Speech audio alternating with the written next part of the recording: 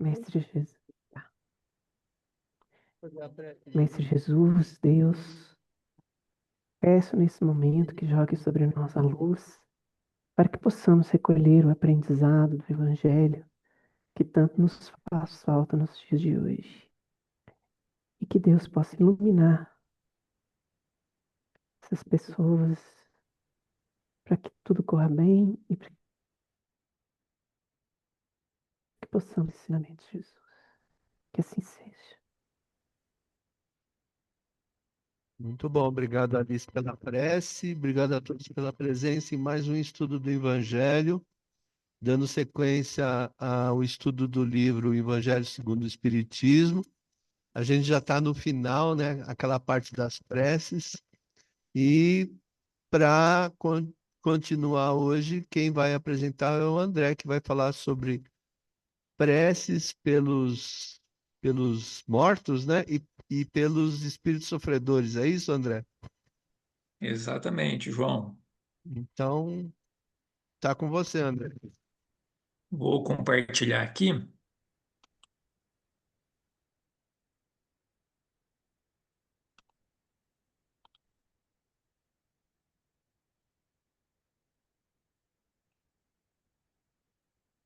Apareceu? Sim, sim. Então vamos lá. Obrigado então, pessoal.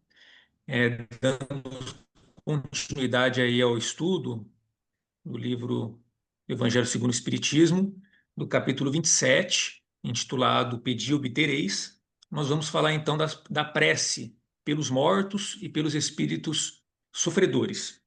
Vamos ver a visão espírita sobre tal fato. E para iniciar o estudo dessa noite, me veio à mente fazer uma pesquisa primeiro. No IBGE, nós temos o último censo, que é de 2022, a respeito das religiões no Brasil. Então, aqui com vocês, eu estou compartilhando. Eu peguei os últimos 52 anos, de 1970 a 2022, que é o último censo. Lá no site tem os anos anteriores. Porque qual foi a ideia inicial para nós iniciarmos esse estudo? Ter um panorama de como está dividida a opção religiosa das pessoas, entender um pouco como essas principais religiões veem a questão da prece por aqueles que já lá sobre a visão da doutrina espírita. Então, aqui pegando os últimos 55 anos, nós vemos claramente aqui que a religião católica, a católica apostólica romana, ela prepondera, entretanto, ela teve uma queda bastante considerável, onde na década de 70 nós tínhamos aí em torno de 91% da população se declarando católica, apostólica romana, e aqui em 2022, no último censo, esse número já vem para em torno de... Ao mesmo tempo que em amarelo aqui nós vemos os evangélicos, onde houve um aumento, saindo de 5 para hoje em torno aí chegando, arredondando a 27%. A doutrina espírita, que é um azulzinho aqui, um pouco menos fraco que é da católica, o meu cursor vocês conseguem ver? Não, né? Sim, consegue sim. Consegue ver meu cursor? Então, Consegue. aqui, né? Nós temos na década de 70 em torno de 1,4% da população que se declarava espírita. Depois, enfim, ela vem um pouco estável, cai, mas agora aqui, né, chegando aqui em 2022, ela também mantém ali quase a 2%. E os outros números que nós vemos aqui, nós temos outras religiões, e interessantemente nós vemos aqui um aumento das pessoas que se declaram sem religião. Então, é bem, mas é uma porcentagem bastante pequena. Mas pensando assim, em termos de declaração da religião, nós temos a católica em primeiro, mas com uma queda bastante abrupta, o evangélico em segundo, e podemos colocar aí o espiritismo em terceiro lugar, porque mesmo a porcentagem dele aqui perde para o somatório de outras, ou das pessoas sem religião. Por que isso aqui? Porque agora nós montamos um quadro comparativo para poder entender como essas três principais correntes, né, vamos dizer assim, católico, o evangélico e a doutrina espírita, entendem alguns aspectos. Então, aqui, por exemplo, nós temos, primeiramente, a questão sobre o entendimento sobre a vida após a morte, uma comparação bem simples, bem simplória. O que cada uma delas entende sobre a destinação da alma após a morte e se são realizadas orações para os mortos. E aqui eu tive uma grande surpresa. Mas vamos aos poucos aqui. Sobre o entendimento sobre a vida após a morte, o católico, basicamente, nós temos então o céu, o inferno e o purgatório. De maneira bem simplória. Então, ambas, né, tanto o catolicismo como os evangélicos, eles acreditam na vida após a morte, como a doutrina espírita. Só que para eles, no caso do católico, as pessoas após a morte elas podem ir para o céu, para o inferno ou para o purgatório. E eles realizam orações pelos mortos, tem as missas, novenas, enfim. Por quê? Mas eles rezam por quem? Rezam por aqueles que estão no purgatório. Porque o católico ele entende que aquele que foi para o inferno não tem uma outra destinação. Quem está no céu conseguiu, e quem não fez tanto mal a ponto de ir para o inferno ficou no purgatório, fica aqueles que estão encarnados para poderem terem ascensão ao céu. Os evangélicos, eles já não têm a questão do purgatório. Então, para o evangélico, ou é o céu ou é o inferno. E os evangélicos, eles não costumam, nós temos várias linhas de evangélicos, os evangélicos eles não costumam fazer preces pelos mortos. Por quê? Porque no entendimento deles, a destinação céu ou inferno é resolvida enquanto se está encarnado. A partir dali, segundo os evangélicos, eles não está decidido, morreu, está decidido, ou vai para o céu ou vai para o inferno. E me chamou muita atenção, eu não tinha esse conhecimento. Eu vi, inclusive, uma entrevista do bispo Edir Macedo, onde ele deixa claro que não tem necessidade de se orar por aqueles que morreram, porque já está o destino já está traçado. Ou foi para o céu, ou foi para o inferno. Bom, os dois, né? Tanto o catolicismo, o juízo final e tal, mas, interessantemente, eu não tinha esse conhecimento sobre os evangelhos. E nós espíritas aqui não precisamos nem, né, nós temos conhecimento que a vida existe, as nossas preces têm uma importância, como essas outras religiões que são cristãs, se dizem cristãs, entendem o destino daquele que desencarna. E dentro disso, pessoal, a partir do momento que nós nos rotulamos como cristãos, porque todos somos filhos do mesmo pai, e a partir do momento que nós começamos a dar nome, nós estamos rotulando, nós estamos tendo uma separação. Aqui é o católico, aqui é o evangélico, aqui é o espírita, aqui quem segue a Umbanda ou qualquer outra religião que exista no mundo. Nós estamos rotulando, porque na verdade somos filhos de um mesmo pai. Mas enfim, considerando que a situação atual é essa, que há essa rotulação, e já que nós batemos no peito muitas vezes, né, e dizemos que nós somos cristãos, será que nós realmente compreendemos o que seria ser um cristão? Então, antes de nós chegarmos efetivamente no tema do estudo dessa noite, eu proponho essa reflexão. Ser cristão, basicamente, significa que nós seguiríamos os exemplos de Jesus, correto? Fiquem à vontade para interromper, tá? Bem, mas todo mundo sabe exatamente quem foi Jesus? A doutrina espírita, ela nos dá muito conhecimento a respeito disso. Eu separei alguns aqui apenas para que nós possamos refletir. Aqui só destacando aqui que os evangélicos não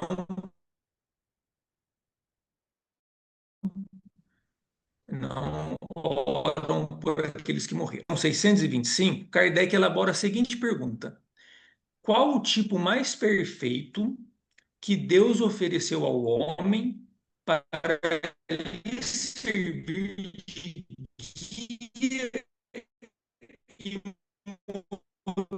modelo? Todos nós sabemos a resposta: Jesus. Então, nós temos que Deus ofereceu aos homens um guia e modelo, Jesus. Questão 625 de O Livro dos Espíritos. Herculano Pires, na sua tradução, deixa eu mudar aqui a barra para não me atrapalhar a leitura. Herculano Pires, após esta resposta, ele faz considerações. Eu, particularmente, procuro muito ver os livros da Cruz, devido aos comentários que ele faz. E ele fala assim: Jesus é para o homem o tipo de perfeição moral a que pode aspirar a humanidade na Terra. Deus nolo oferece como o mais perfeito modelo, e a doutrina que ele ensinou é a mais pura expressão de sua lei, porque ele estava animado do Espírito Divino e foi o ser mais puro que já apareceu na Terra. Para reflexão. No livro A Caminho da Luz, pela psicografia do Chico, Emmanuel nos diz o quê? Nós já trouxemos isso em uma outra oportunidade.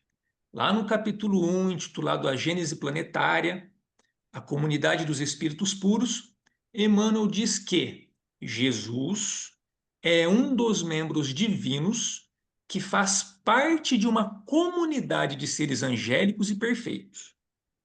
Então, como Jesus, existem milhares. E Leon Denis, no livro Cristianismo e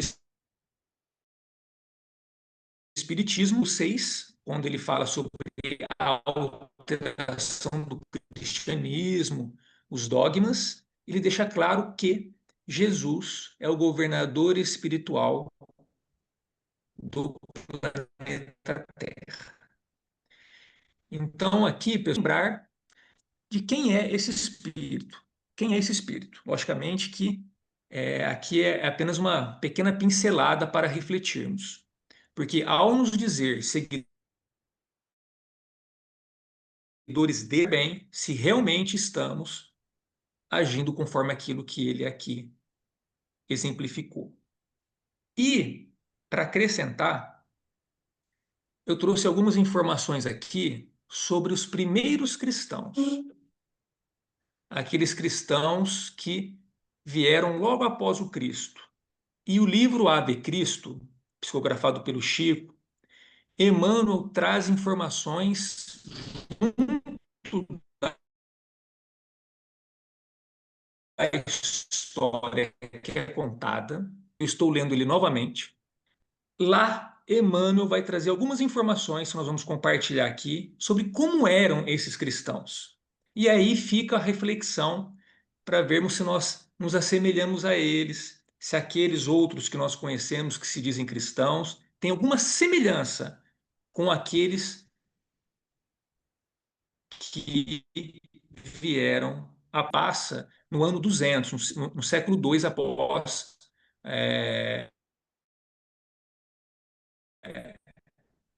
o Cristo.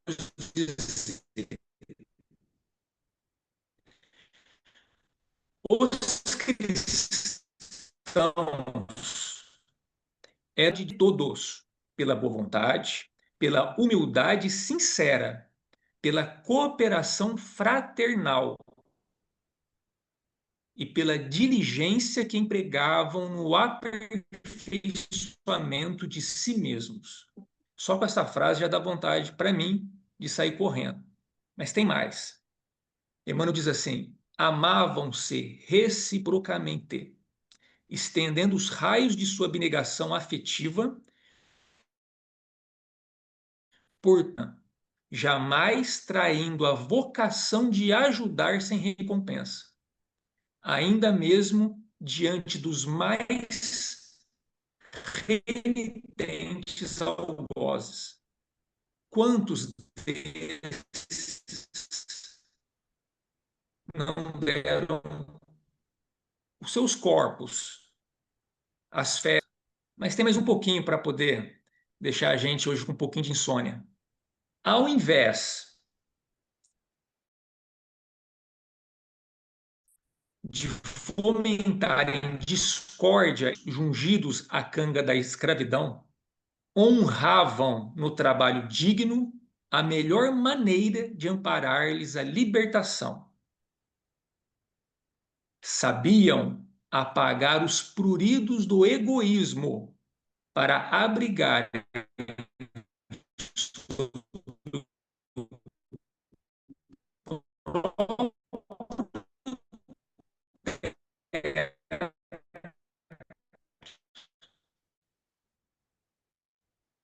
os remanescentes das perseguições. De fé, partiam como soldados de Jesus, cujas famílias na retaguarda lhes cabia proteger e educar. Então, aí, com 5 pinceladas do livro Ave Cristo sobre os cristãos primitivos, dá para refletirmos bastante o caminho que nós estamos seguindo hoje e daqueles que se dizem cristãos. Era uma situação muito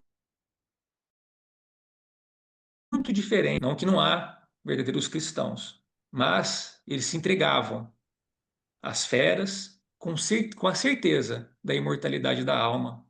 E na literatura espírita nós vamos ver como que eles eram muito bem acolhidos, muitos retirados do corpo antes que as feras os destroçassem os seus corpos. Tamanha a misericórdia divina. Então esses cristãos têm uma importância muito grande na continuidade dos ensinamentos. Eles seguiram o Cristo realmente, de coração eles realmente seguiram, e não só nas palavras. Me lembro, inclusive, nesse momento, daquela linda passagem de Saulo, quando na estrada para Damasco, Jesus lhe aparece e ele é cego, ele fica cego momentaneamente. Ele estava indo buscar Ananias, um cristão. E quem que vai receber na sua casa para tratar a cegueira dele? O Ananias. Então, é importante nós lermos esses livros e começarmos a olhar com outro horizonte como que esses espíritos, em nome do Cristo, para exemplificar como o próprio Cristo fez. Muito bem, diante disso,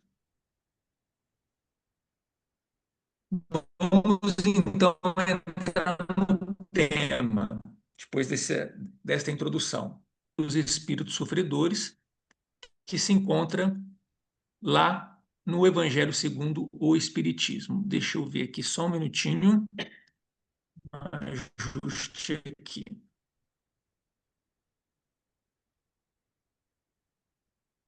Aqui. Fiz algumas anotações que vamos seguindo. Certo aqui. Muito bem. Então, muito bem. O que Kardec vai discutir neste item?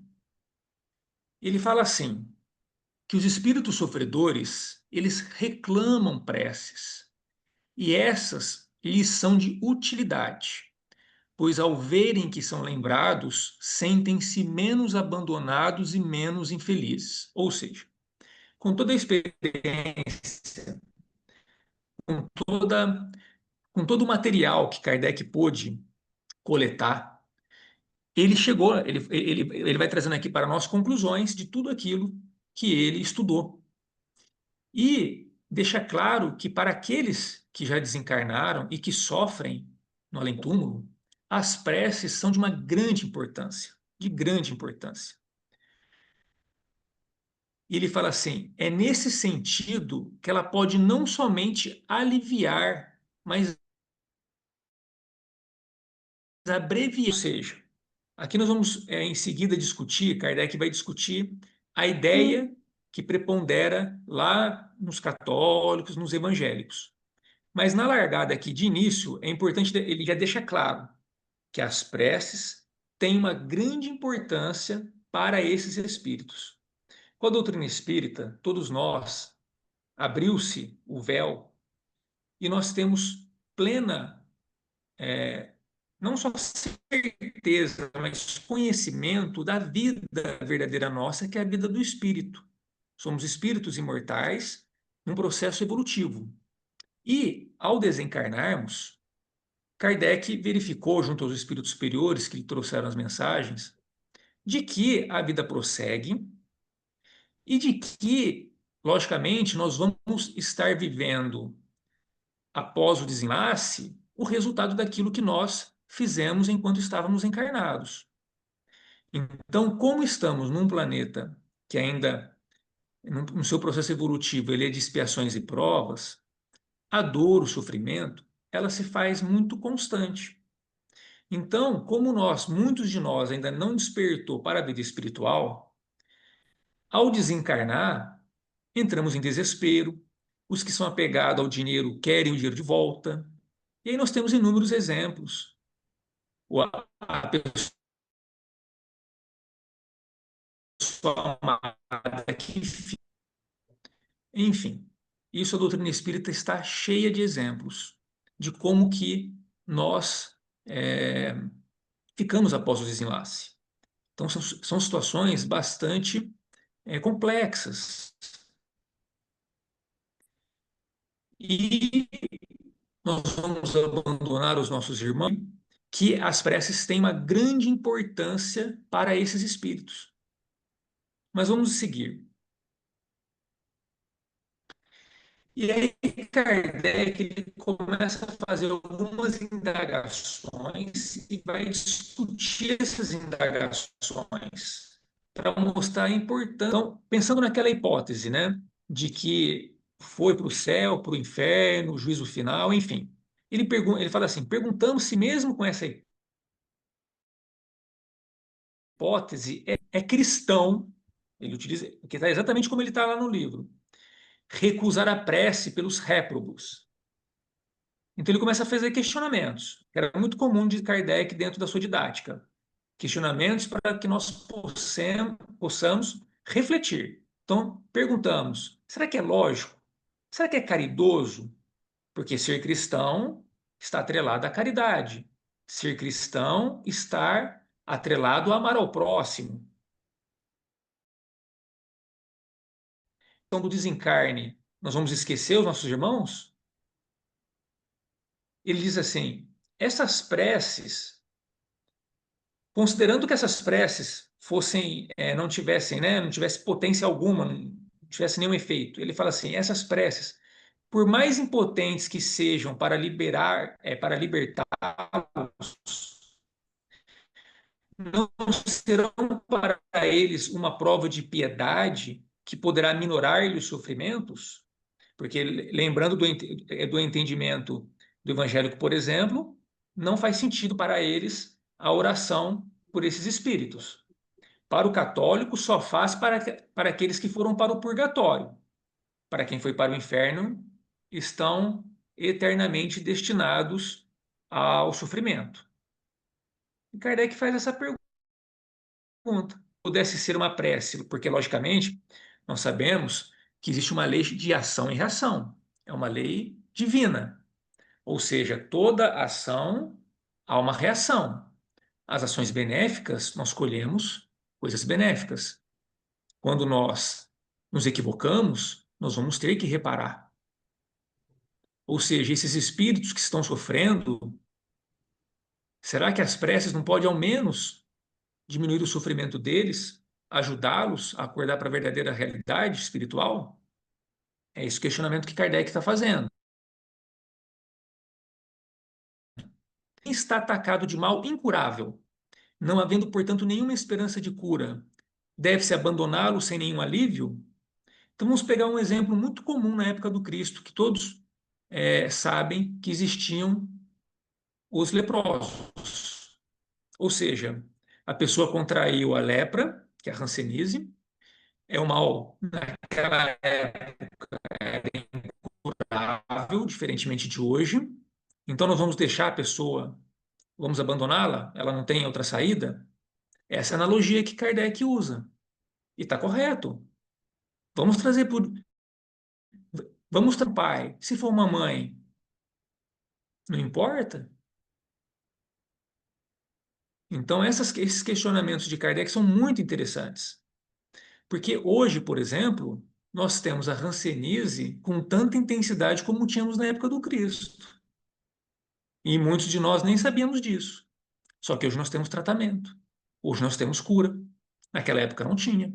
Então, a pessoa que contraía a hanseníase, ela estava fadada ao desencarne. Hoje não. Mas pensando da forma como outra doença que seja. Se não tem o que fazer, vamos abandonar a pessoa? Não vamos amenizar o seu sofrimento? Não vamos acolhê-la? Kardec nos questiona.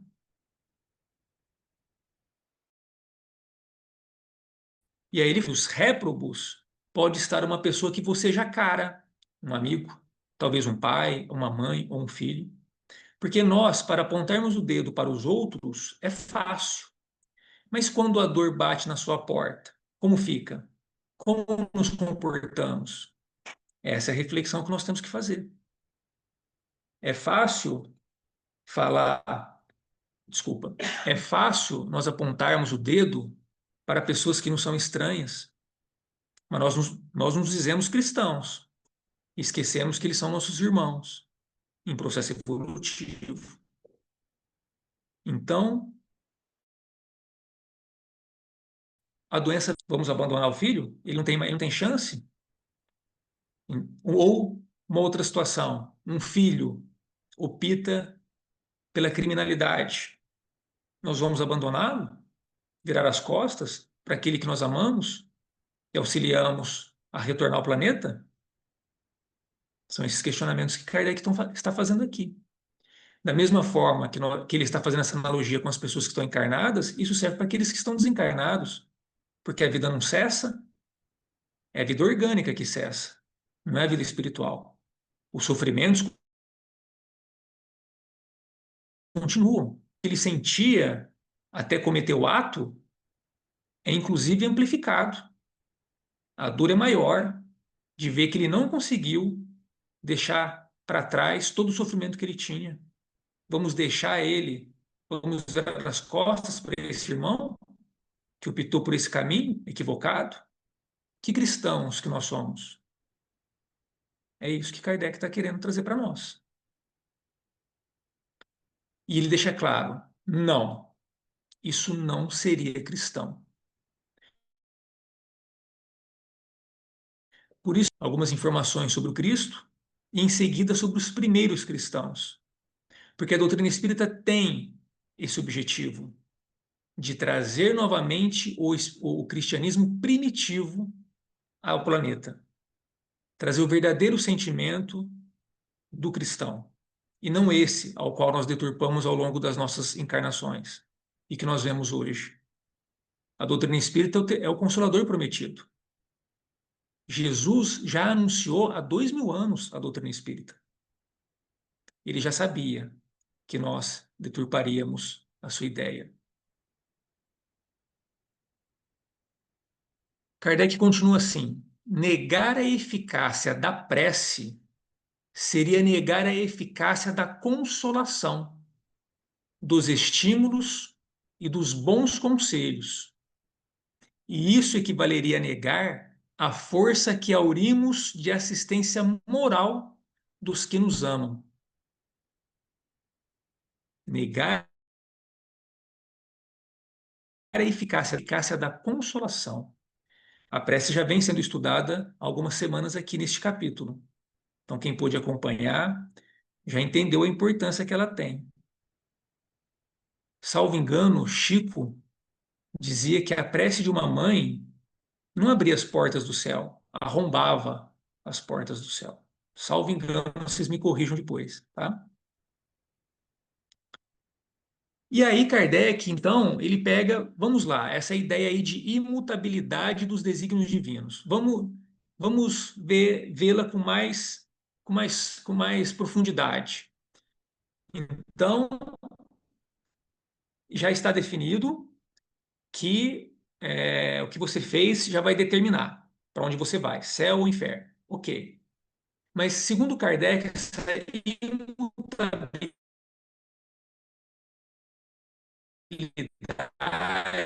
dos desígnios divinos é equivocada. Uma ignorância, não uma maldade, mas uma ignorância, uma leitura, um entendimento ao pé da letra das coisas. Que, como nós dissemos, a lei de ação e reação ela é clara. E vai ocorrer os imperativos da lei, nada fica impune perante a justiça divina. Isso é fato. Isso é fato. Mas daí a entender que nós não podemos, por exemplo, por meio de uma prece, auxiliar um irmão, é outra história. Aquele irmão que errou, ele sim terá que resgatar os equívocos pelo qual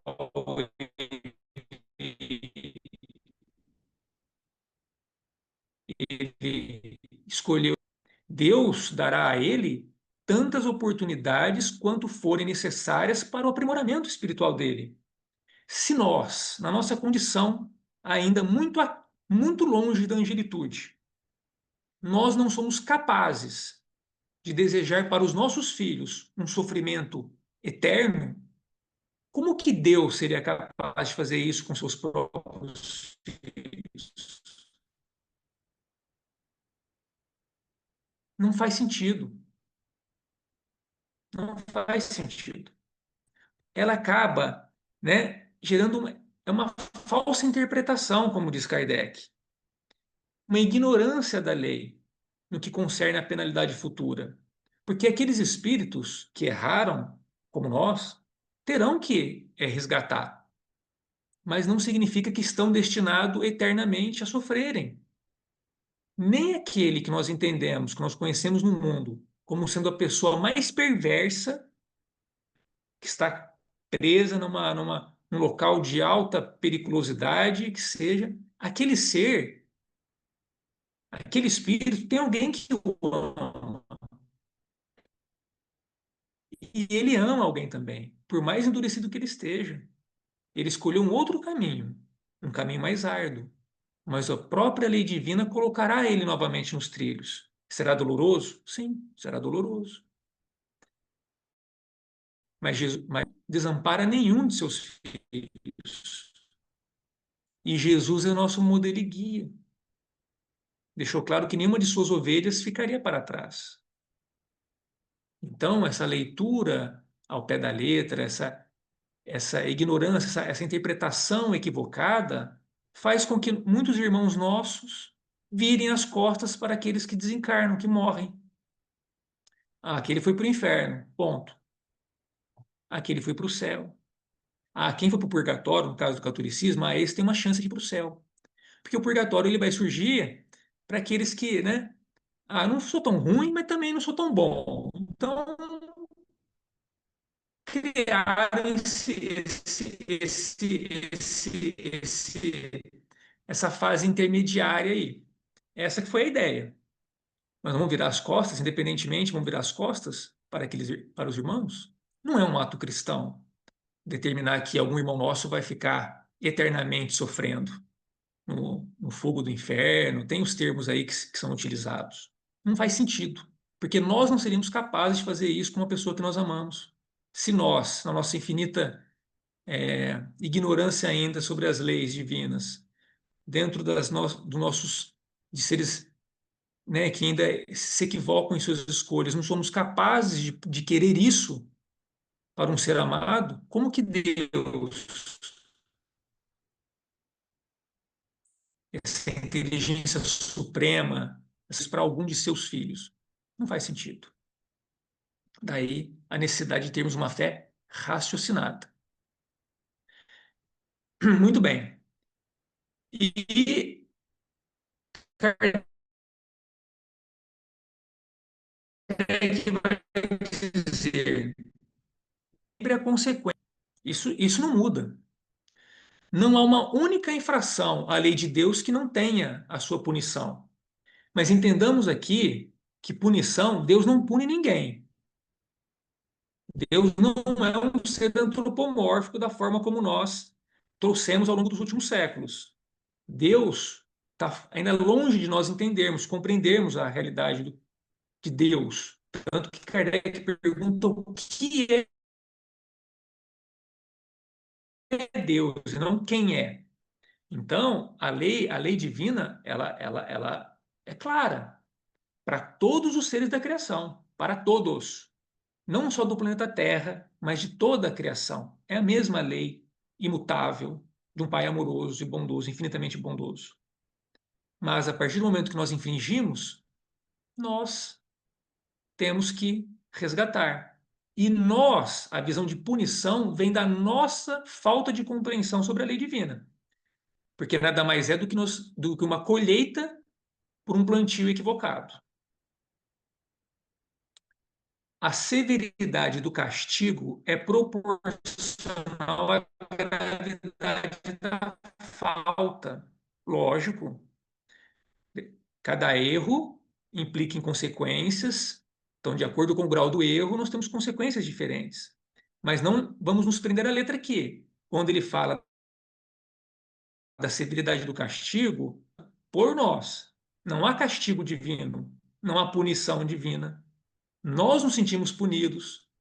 A nossa consciência faz com que nós nos sintamos punidos, porque na nossa consciência está escrita a lei divina, como os próprios espíritos superiores nos trouxeram. Nós nos sentimos castigados porque nós não compreendemos que erramos, nós não admitimos. O nosso orgulho é grande o suficiente para nos cegar. Por isso que a gente vê como uma impunidade, vemos como um castigo. Quando a lei divina é perfeita, tudo está muito bem no seu lugar.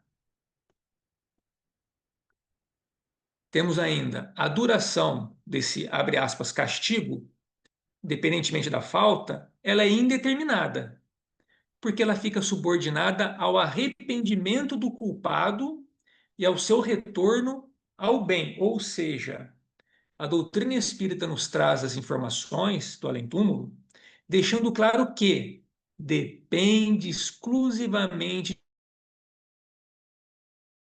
de cada seremos naquele sofrimento, por exemplo, causado por nós mesmos.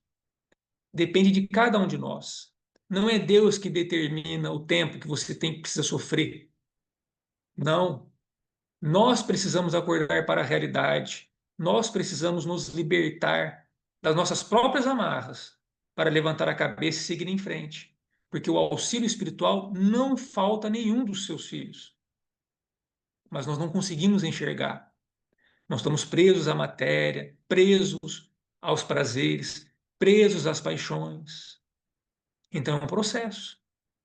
E ele varia de espírito para espírito.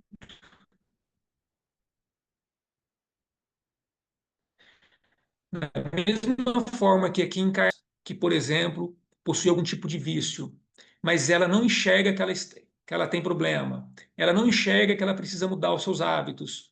Não adianta, nós não conseguimos levá-la para um tratamento. A partir do momento que ela começa a verificar tal fato, a gente consegue ajudar. Antes disso, a prece se faz importante, as palavras consoladoras, as palavras que vão aos poucos jogando sementes naqueles que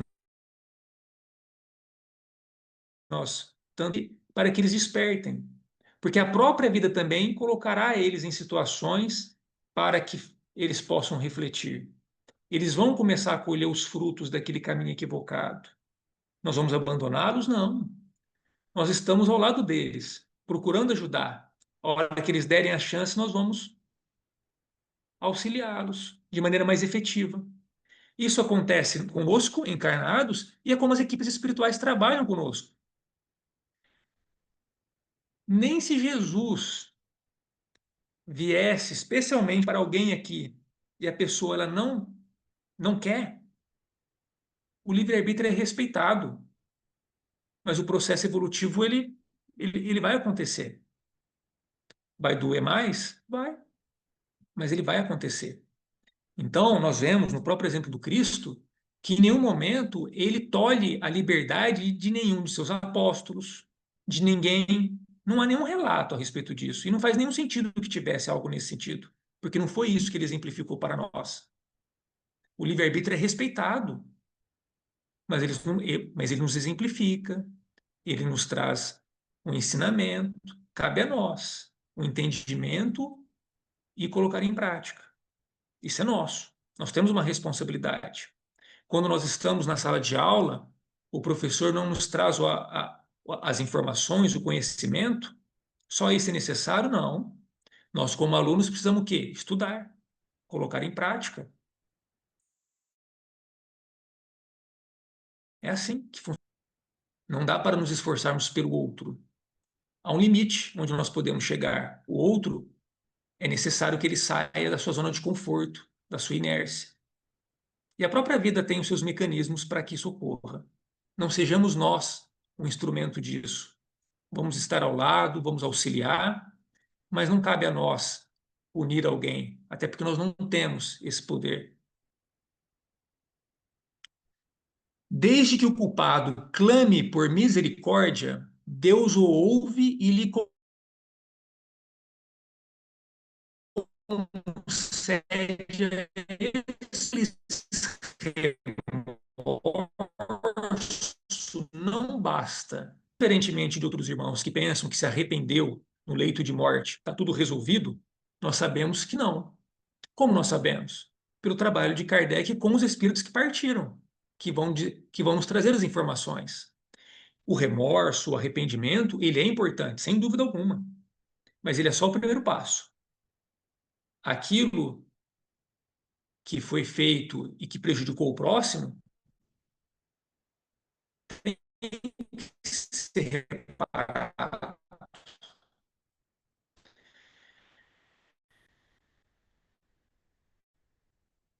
Se uma pessoa pegando fisicamente, nós temos uma mãe, um pai, irmãos, pessoas, ou seja, aí ele se... Não está tudo certo. É o primeiro passo. Sem esse arrependimento verdadeiro do coração, não dá como, não dá para seguir em frente em busca do resgate. Então, remorso, ele é o primeiro passo. Mas depois desse primeiro passo, virá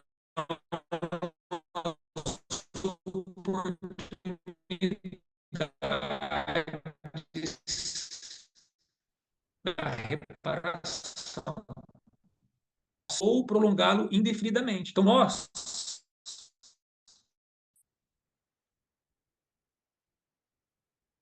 podemos prolongar ou abreviar, como foi de nossas preces.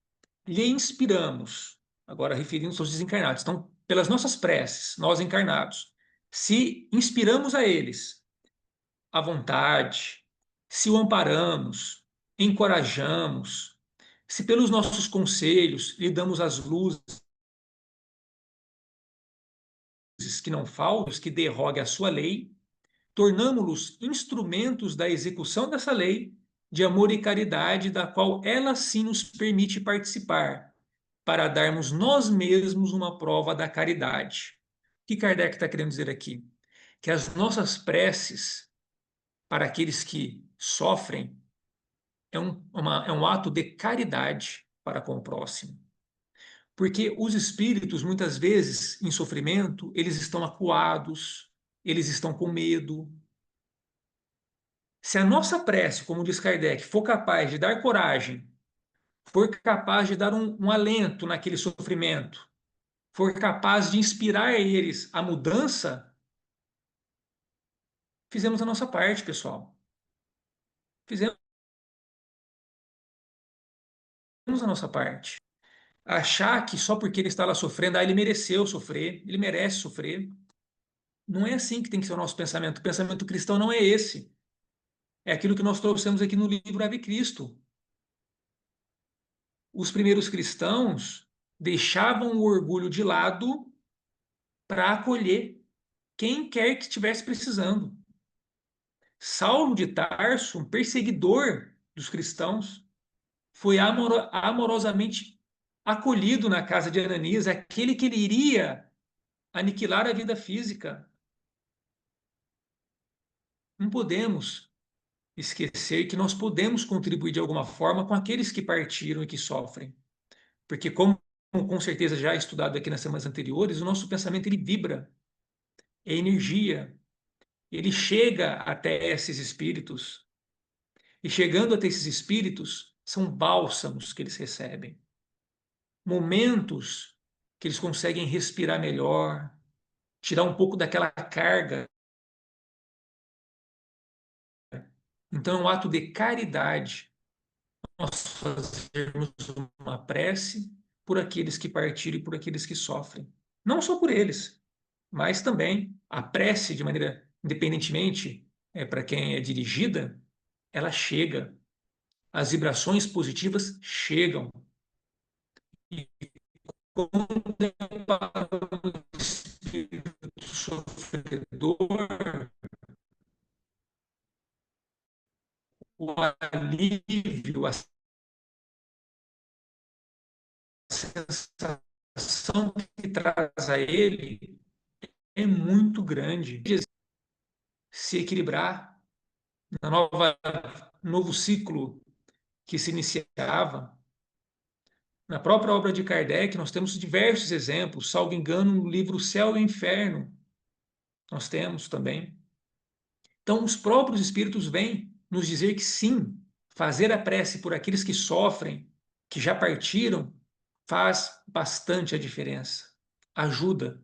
Então, é um ato de caridade, como Kardec deixa claro para nós. Suplicando-lhe assim, nos ampare o ideal renovador nos caminhos de árdua ascensão. Ah, pessoal. Então, aqui, desculpa aqui. Aqui voltando, depois que Kardec, essas colocações de Kardec, nós estamos chegando ao final e eu trouxe novamente do livro Ave Cristo, do prefácio feito por Emmanuel, para nós terminarmos a nossa reunião de hoje. Que Emmanuel diz assim: suplicando-lhe a Jesus, tá? Ele está se referindo a Jesus, nos ampare o ideal renovador nos caminhos de árdua ascensão que nos cabe trilhar, repetimos com os nossos veneráveis instrutores dos primeiros séculos da Boa Nova. Ave Cristo, os que aspiram à glória de servir em teu nome, te glorificam e saúdam. Muito obrigado, pessoal.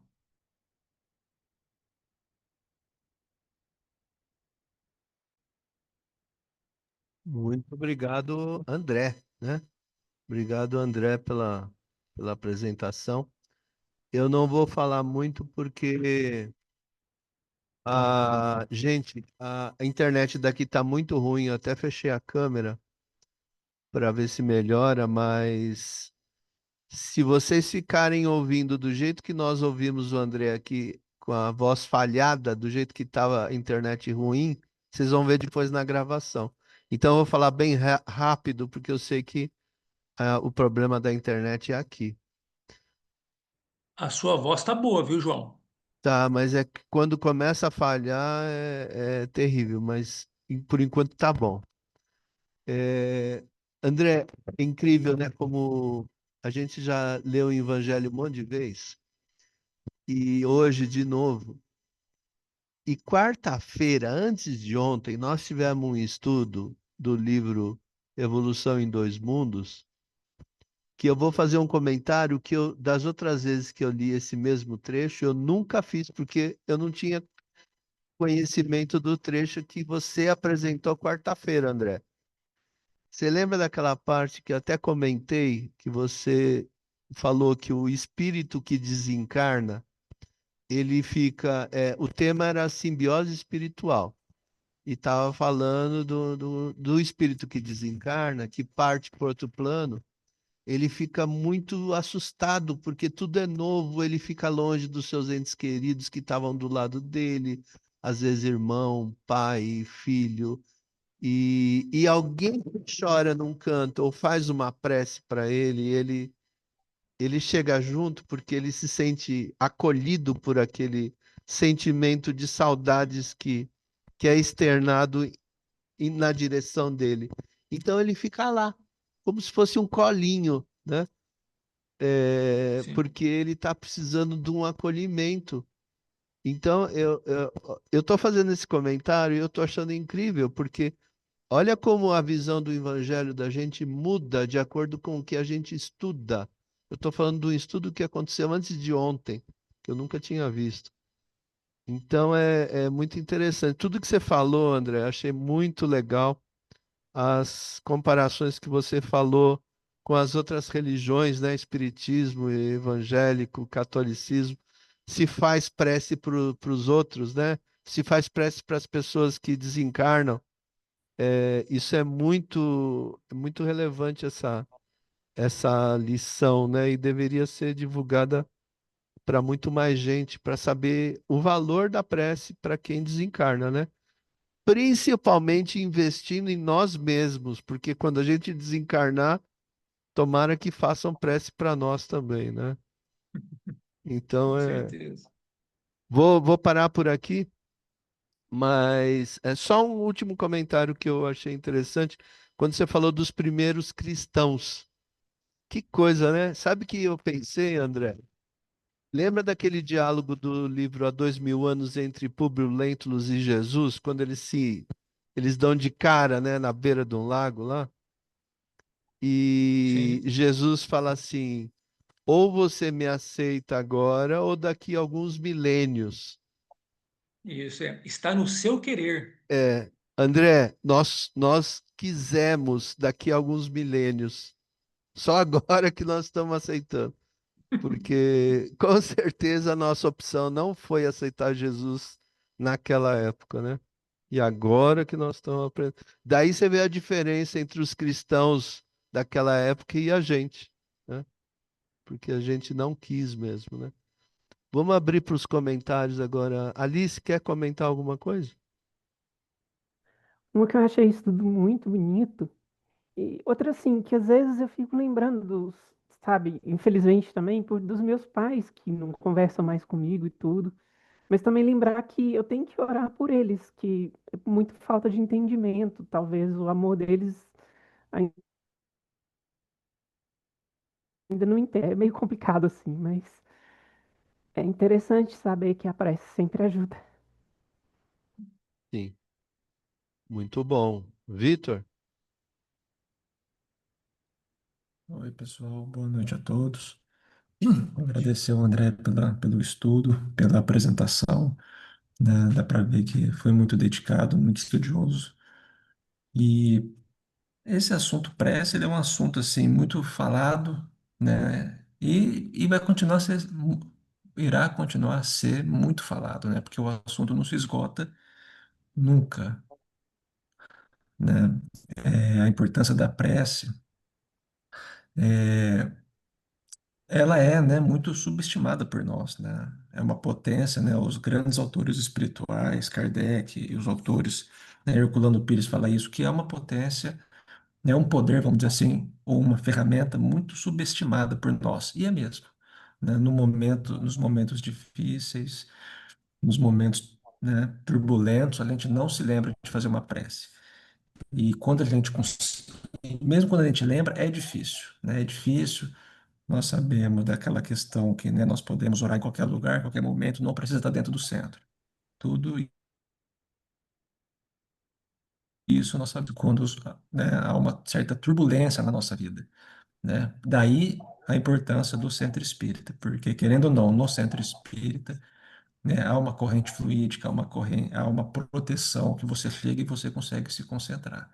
Às vezes, falo isso por mim, nem sozinho, nem sozinhos, dentro do nosso quarto a gente consegue, né? Então, a casa espírita ela é muito importante, né? Ela nos dá uma condição muito ampla para que a gente possa estabelecer essa conexão.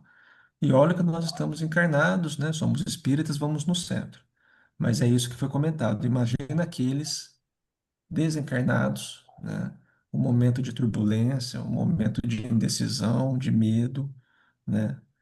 O sofrimento, de fato, ele é muito grande. E eu sempre pensei da seguinte forma, continuo pensando. O melhor que você pode dar para uma pessoa que desencarnou é a oração, né? Se você não tem, se você não quer orar pela pessoa, então também não pensa mal. Esquece, né? Esquece. Que é melhor você esquecer do que você ficar alimentando ódio e rancor contra aquela pessoa que desencarnou. Graças a Deus, não tenho coisas boas. Mas tem muitas pessoas que, quando lembram do ente querido, não tem um sentimento legal. Então, assim, se você não pode dar tudo para ela, que é uma oração, então que a gente também eduque o nosso pensamento, o nosso sentimento, para não contribuir negativamente, porque desencarnado potencializa, né? Nós não temos o corpo material para filtrar, né? Nós estamos mais em contato com aquilo que nós fazemos, com a nossa consciência. Então, o sofrimento é muito grande, e a gente vê, assim, nas sessões mediúnicas, os espíritos sofrem, né? E é algo que nos compadece, assim, né? Nos compadece porque, né? O tempo não corre como corre para nós, né? As 24 horas da rotação da Terra e da translação do nosso planeta. É diferente. Então, assim, o espírito facilmente, vamos dizer assim, ele pode passar séculos numa situação sofredora, né? Sem se dar conta. Então, prece, temos que estudar, temos que refletir, meditar, para que nós possamos cada vez mais torná-la uma ferramenta, né? Uma ferramenta, assim, prática do dia a dia, né? Isso é muito importante para todos nós, né? Espíritas conscientes, né, da importância da prece e da imortalidade, né, do espírito. Para nós, somente vida, né? Não há morte. Morte é da matéria apenas. Então é isso, pessoal. Boa noite a todos e um abração. Obrigado, Vitor. Virgílio? Abre o microfone, Virgílio. Boa noite, pessoal. Boa noite a todos. Mais uma boa noite muito especial aquelas três meninas sentadinhas ali. Olha só, que coisa bonita, né? Como que eu gostaria de estar ali, né? Como já estive em inúmeras vezes.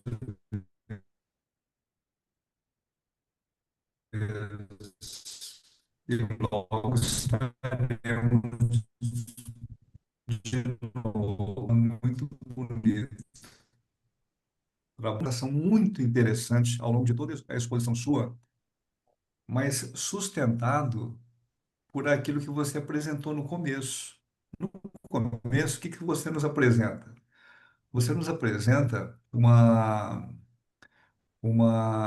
um levantamento estatístico de como que as religiões elas se comportam. Por quê? Porque as religiões são escolas que nos orientam na vida espiritual. Então, nós recebemos uma educação no mundo, uma educação familiar, escolar, social, enfim, o mundo apresenta aspectos extremamente disciplinadores e o processo educacional, o processo educativo, é aquilo que vai modelando a nossa personalidade. E dentre as instituições que nós temos no mundo, nós temos as instituições religiosas, sempre tivemos, e sabemos que o sentimento de religiosidade ele vai nascer lá nos primatas, lá no começo. Então, nós trazemos esse sentimento da existência de uma vida transcendente. E todas as religiões, elas são, possuem dois pontos fundamentais. Ponto um, todos os princípios religiosos são comuns nesses dois pontos. E aí, quando você coloca aquela primeira estatística onde os católicos praticamente estão sendo reduzidos, os evangélicos estão crescendo, nós vemos as duas propostas. Por quê? Porque o católico, ele criou o purgatório. Um dos grandes problemas entre evangélico e católico é que os evangélicos não aceitam o purgatório, porque o purgatório não é um princípio bíblico.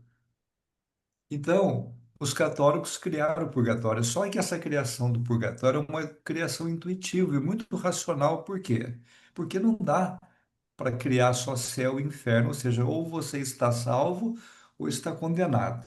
Então, fica muito claro que tem que haver o meio termo, que nós sabemos que a realidade é exatamente essa. Só que além do meio termo, nós sabemos que ninguém fica permanentemente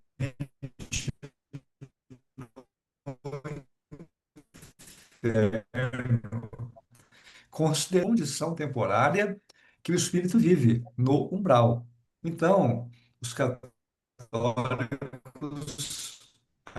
acreditam no céu, os católicos acreditam que haverá um dia em que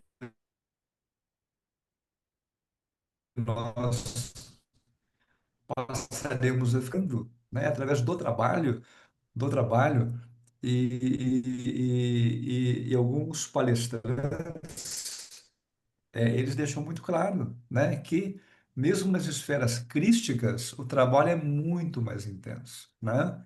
Haja visto que Jesus responde por um planeta inteiro.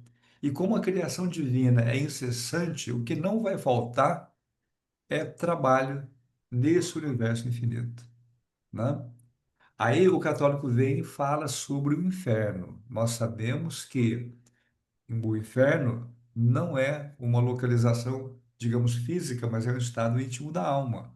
Então, ninguém vai ficar eternamente sofrendo essa situação intermediária, que é o purgatório, é exatamente aquela situação que todos nós vivemos, né? Para que a gente possa realmente analisar as necessidades nossas. Aí, quando você deixa muito claro que o católico ele ora por aqueles que estão no purgatório, porque quem está para o inferno já está no inferno, mas existe um contingente no purgatório, né? E os evangélicos, eles não oram para os que morreram, porque ou já estão no inferno indefinidamente ou no céu, né? E o espiritismo, ele ele apresenta uma riqueza de informações. O espiritismo é uma doutrina que nos impressiona e os espíritos nos trazem os efeitos da oração, trazem os mecanismos da prece, o que é que efetivamente ocorre, né? A prece não é algo milagroso, mas a prece nos coloca num padrão de sintonia com entidades superiores e a resposta, ela é uma realidade.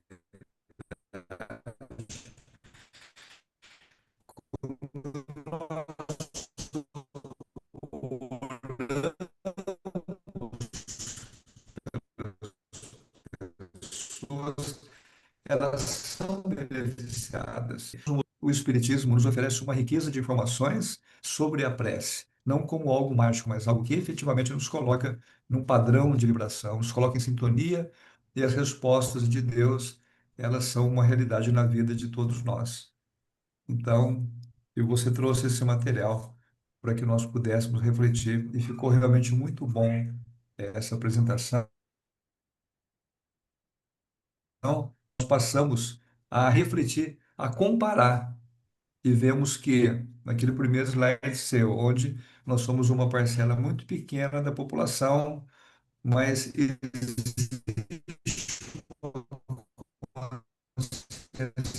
muito grande e os princípios, eles são aceitos pelas pessoas.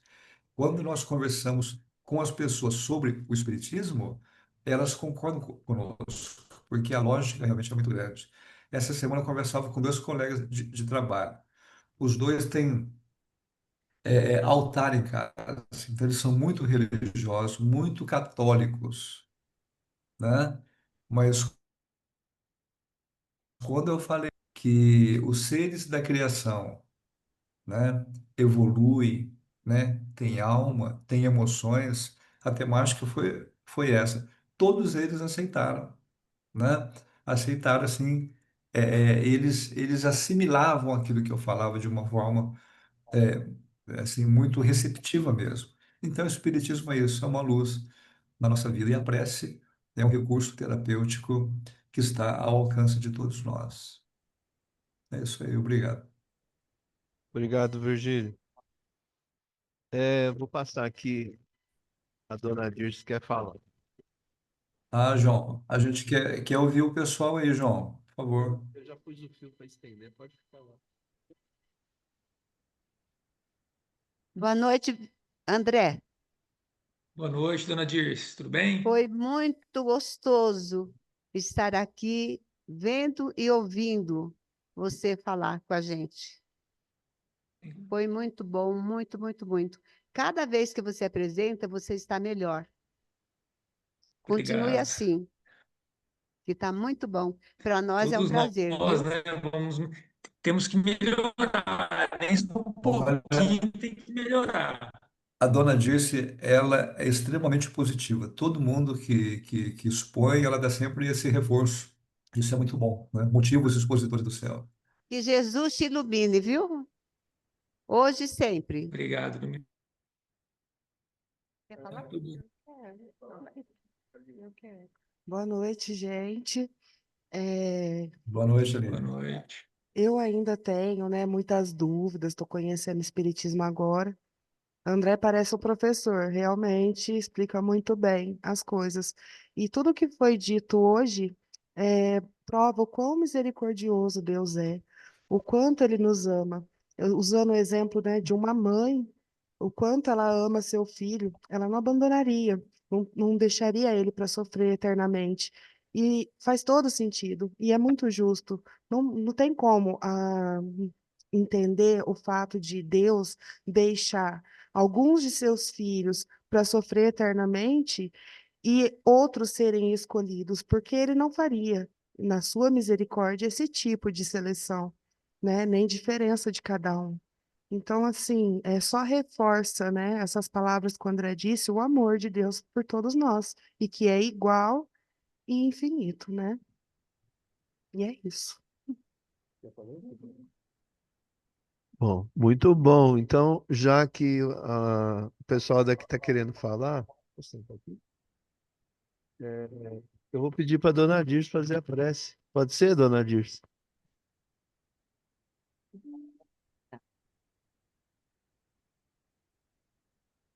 Vamos elevar o pensamento a Deus Pai Todo-Poderoso, a quem nós devemos todos os dias, antes de pôr os pés no chão, agradecer pela bênção da vida, por essa grande oportunidade que a gente tem, por Ele ter nos dado o seu Filho Jesus para trazer o ensinamento para todos nós.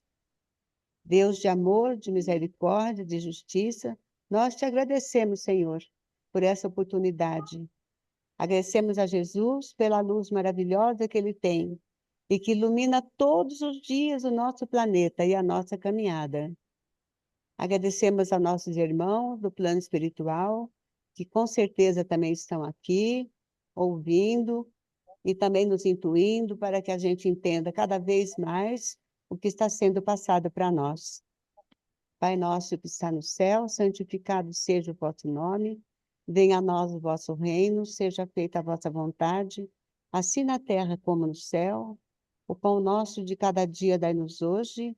Perdoa nossas ofensas, como nós perdoamos a quem nos tenha ofendido. E não nos deixeis cair em tentação. Livra-nos do mal, porque teu é o poder e a glória para sempre. Que assim seja, graças a Deus.